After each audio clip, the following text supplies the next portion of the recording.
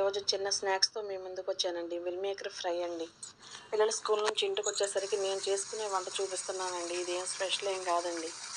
ఒక గిన్నెలోకి నీళ్ళు పట్టుకుని ఆ నీళ్ళు వేడైన తర్వాత ఒక కప్పుడు మిల్ మేకర్ తీసుకుని ఆ వేడి నీళ్ళలో వేసేసి స్పూన్తో ఇలా కలిపిన తర్వాత ఆ నీళ్ళన్నీ ఓడ్చుకోవాలండి.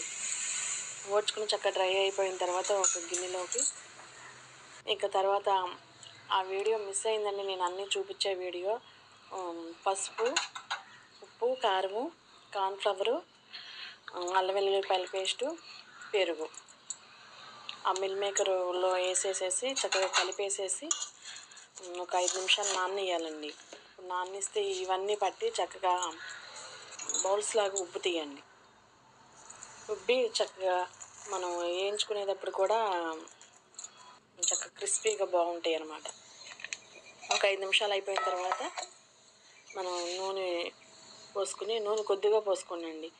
ఎందుకంటే కారం వేసాం కదా, నూనె వేస్ట్ అవ్వకుండా కొద్దిగా పోసుకోండి, మొత్తంగా పోసుకొని ఆ నూనె వేడెక్కిన తర్వాత ఇంకా ఆ మిల్ మేకరు తీసి మనం చక్కగా ఆ నూనె మనం ఇలా చెక్ చేసుకుంటే వేడెక్కిందో లేదో తెలుస్తుంది కదా, అప్పుడు చేతితో ఇలా వదిలేసేయడమేనండి బౌల్ లాగా. ఒకవేళ కాలుతుంది ఇట్లా కానీ కొత్తగా వేసేవాళ్ళు ఎవరన్నా ఉంటే స్పూన్తో కూడా వేసుకోవచ్చు. అందరికీ తెలిసే ఉండిద్ది, చూసే ఉంటారు, చాలా వీడియోల్లో చూపిస్తున్నారు కదా. నేను కొంచెం తెలియని వాళ్ళ కోసం చెప్తున్నానండి. స్పూన్తో వేసుకుంటే వేడి మన చేతి మీదకి రాకోకుండా ఉంటుంది కొత్తగా వండుకునే వాళ్ళకి. ఇక ఆ తర్వాత ఈ స్లో మంటలో వేగితే చక్కగా లోపల కూడా ఉడికినట్టు కాకుండా చక్కగా ఉడుకుతాయండి, మగ్గినట్టుగా ఉడుకుతాయి, బాగుంటాయి అన్నమాట. మిల్ మేకర్ చాలా మంచిదండి పిల్లలకైనా మనకైనా సరే. ఫైబర్ కదా, పీచు పదార్థం ఉంటుందండి మిల్ మేకర్లో. మిల్ మేకర్ చాలా మంచిది. ఎప్పుడప్పుడు స్నాక్స్ రూపంలో కూడా మనం తిన్నా సరే మంచిది, ఎందుకంటే తిన్నట్టు ఉండిద్ది. స్నాక్స్ కూడా చాలా బాగుండిద్దండి, క్రిస్పీగా ఉండిద్ది, పిల్లలు కూడా బాగా ఇష్టపడతారు, స్పైసీగాను ఉండిద్ది. ఆ తర్వాత పచ్చిమిరపకాయలు 4 తీసుకుని బారుగా ఇలా చీల్చుకుని ఆ నూనెలోనే వేపేసుకోవాలండి.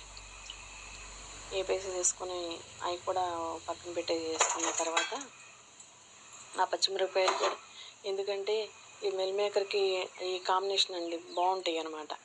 మిల్ మేకర్ తింటే అవి కూడా పిల్లలు కూడా మంచి ఇష్టపడతారు.